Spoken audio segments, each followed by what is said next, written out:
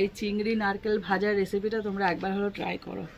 ঝুরঝুরে ভাত নেবে আর এরকম রেসিপি নেবে এই রেসিপিটাকে। ওফ কি খেতে। নমস্কার বন্ধুরা, আমার চ্যানেলে তোমাদের সবাইকে স্বাগত জানাই।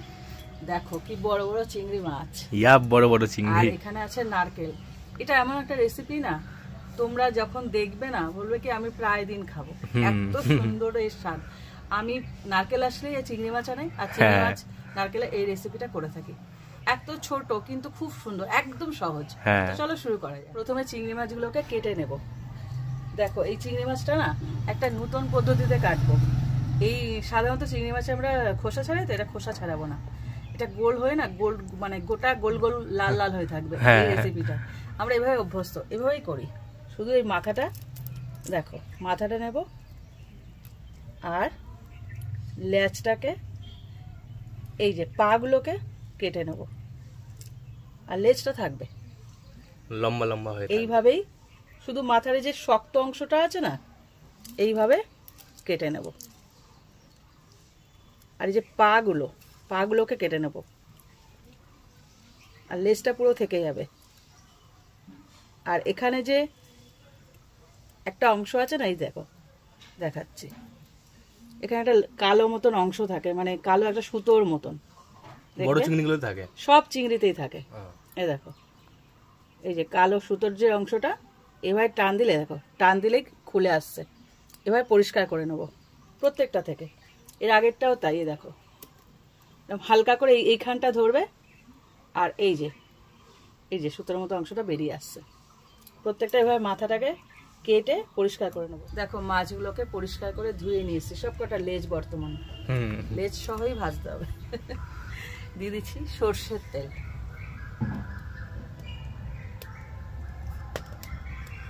এটা হলে না আর কোনো কিছু নিতাম না, মানে যখনই আমি এটা খাই না আর কিচ্ছু তরকারি ফরকারি লাগে না, ভাত দিয়ে এটা হয়ে যায়। এত সুন্দর খেতে, তোমরা একবার ট্রাই করলে বুঝতে পারবে, বারবার করতে ইচ্ছা করবে।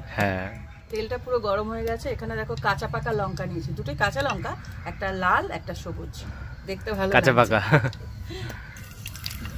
বেশ খানিকটা মানে লম্বা সাইজের কাঁচা লঙ্কা নিয়েছি দুটো। এবার এটা একটু ভেজে নেব। কাঁচা লঙ্কা ভাজার যে গন্ধটা না খুব ভালো লাগে। এবার দিয়ে দিচ্ছি এখানে বড় মাপের দুখানা পেঁয়াজ কুচি আছে। এখানে মেন হলো কাঁচা লঙ্কার পেঁয়াজ। এরকম জিরে জিরে করে কুচিয়ে নেবে। এবার এটাকেও একটু ভালো করে ভেজে নেবে লঙ্কার সাথে, কেননা পেঁয়াজের যে ভাজার যে স্বাদটা এখানে মেন দরকার। পেঁয়াজ আর কাঁচা লঙ্কাটা দেখো কি সুন্দর ভাজা হয়ে গেছে, পুরো ব্রাউন হয়ে গেছে। এইবার দিয়ে দিচ্ছি আলু কুচি না, লম্বা লম্বা করে আলু কাটা। দেখো আলু ভাজার আলু যেভাবে কাটি না, ওইভাবে আলুগুলো কাটা। এখানে মিডিয়াম সাইজের দুখানা আলু নিয়েছি। এবার এখানে একটা কথা বলার আছে, এই রেসিপিটাতে তোমরা যদি আলুটা না দিতে চাও, শুধু পেঁয়াজ দিয়ে করতে চাও, তাহলে করতে পারো, নারকেল পেঁয়াজ দিয়েও হয়ে যায়। এই পেঁয়াজ নারকেল আর চিংড়ি, কিন্তু আলু দিলে কি হবে, স্বাদটা একটু আলাদা হয়ে যাবে। এটাকে ভালো করে ভেজে নিই। দেখো আলুটা দেওয়ার পরও কিছুক্ষণ ভেজে নিয়েছি, সমস্ত লাল হয়ে গেছে সব। সমস্তটাই ভাজা হয়ে গেছে। এবার আমি দিয়ে দেবো চিংড়ি মাছটা, বড় বড় চিংড়ি। যে চিংড়িটা তাপে মানে আগুনে পড়বে, লাল হয়ে গুটিয়ে যাবে।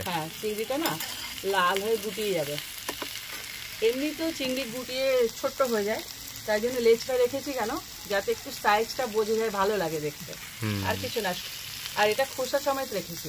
এমনি সাধারণত আমরা চিংড়ির খোসা ছাড়িয়েই করি, এই খোসাটা ছাড়িয়ে খেতে হবে তোমাদেরকে, একটু কষ্ট করে। দেখো সঙ্গে সঙ্গে দেখো তাপ লাগার সাথে সাথে লালচে হওয়া শুরু হয়ে গেছে চিংড়ি মাছটা। এর মধ্যে এই রেসিপিটায় চিংড়ি মাছটা কতটা সুন্দর লাগে দেখতে পাবে। এখনো তো নারকেল করা বাকি আছে, অপূর্ব লাগবে দেখতে, পুরো লালচে হয়ে যাবে। যেই তাপ পাবে অমনি লালচে। এই দেখো সঙ্গে সঙ্গে লাল লাল হয়ে যাবে, লাল চিংড়ি হয়ে যাচ্ছে।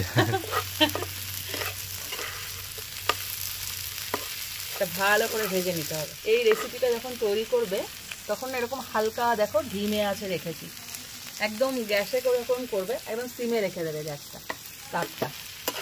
এখানে হাই ফ্লেম দিলে না, মানে খুব স্লো কুক, এটা একদম ধিমে ধিমে আস্তে আস্তে হবে, সমস্ত আলু, তারপরে চিংড়ি সব সেদ্ধ হয়ে যাবে। এখানে তো ভাজা হওয়ার ব্যাপার, সেদ্ধ তো হওয়ার কোনো ব্যাপার না, এখানে জল পড়বে না। এটা একটা ভাজা রেসিপি, দারুণ টেস্টি একটা রেসিপি। একটার পর একটা সব ভাজা হয়ে গেছে আর চিংড়িগুলো পুরো লাল হয়ে গেছে। এবার দিয়ে দিচ্ছি নারকেল কোড়া। নারকেলটা না ওই যে মানে কুড়ুনি দিয়ে যেমন ভাবে কোড়া ওরকম ভাবে না, কিন্তু মানে নাড়ুর মতো না, হাত কুড়ানি দিয়ে কাটতে হবে। দেখো মানে লম্বা লম্বা। এর আগে একটা রেসিপিতে তোমাদের আমরা দেখিয়েছি, আমি দেখিয়েছিলাম সেরকম লম্বা লম্বা নারকেল। দেখো নারকেলগুলো কিন্তু গুড়ি গুড়ি না, একটু মুখে পড়বে তো না, নারকেলেরই তো রেসিপি, তার জন্য নারকেলগুলোকে একটু বড় বড় করে দিতে হবে, লম্বা লম্বা টেনে টেনে কাটতে হবে। হাত কুড়ানি আছে না, ওই হাত কুড়ানি দিয়ে এরকম করে কাটলেই হয়ে যাবে। এটাকে দিয়ে ভালো মতো ভেজে নিতে হবে। একের পর এক ভাজার পালা চলছে, কিন্তু সব ভাজা। নারকেল, আলু, তারপরে চিংড়ি মাছ। দেখো চিংড়ি মাছগুলো কি সুন্দর লাগছে দেখতে। প্রথমেই বললাম লালটুস হয়ে গেছে, লালটুস। এবার একটু লবণ, হলুদ এগুলো দেবো।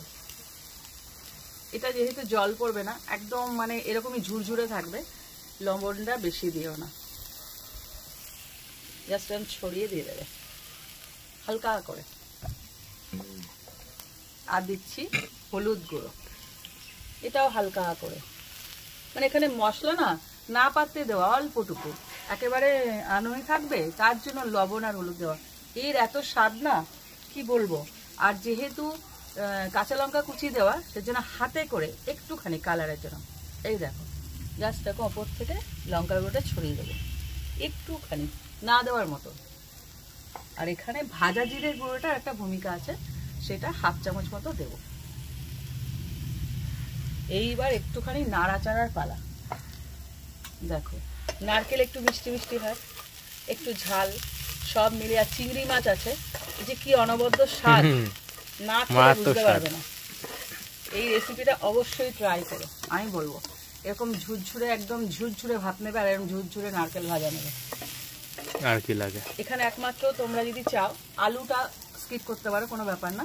আলু ছাড়াও একই রকম ভাবে সব মানে সব দেবে, কিন্তু আলু দেবে না। আর আলু দিয়ে করলে আরো ভালো লাগবে। মানে অনেকে আছে না আলু খাওয়া বারণ থাকে, তার জন্য বলছি। আলু দিলে তো কথা হবে না। তো রেসিপিটা আমার তৈরি হয়ে গেল। দেখো নারকেলগুলো আমি কথা বলতে পারছি, অপূর্ব অপূর্ব খেতে, জিভ জ্বালা পড়ে যাচ্ছে, সত্যি বলছি। তো রেসিপিটা তৈরি হয়ে গেল, দেখো একদম ঝুরঝুরে একটা রেসিপি। মার মুখে জল আসছে মনে হচ্ছে। সত্যি জল আসার মতনই স্বাদ এর। তোমরা একবার করলে না বারবার খেতে ইচ্ছা করবে, এবং তোমার বাড়ির যে সদস্য আছে না বায়না করবে, শুধু বায়না করবে, যিনি করেন তাই জন্য বলছে বায়না করবে। বিশেষ করে ছোটরা, যখন ছোটদের জন্য করবে, যদি একদম ছোট কুচকি হয় তাহলে এই লঙ্কাটা মানে কাঁচা লঙ্কাটা একটু কম দেবে, আর সব ঠিক আছে।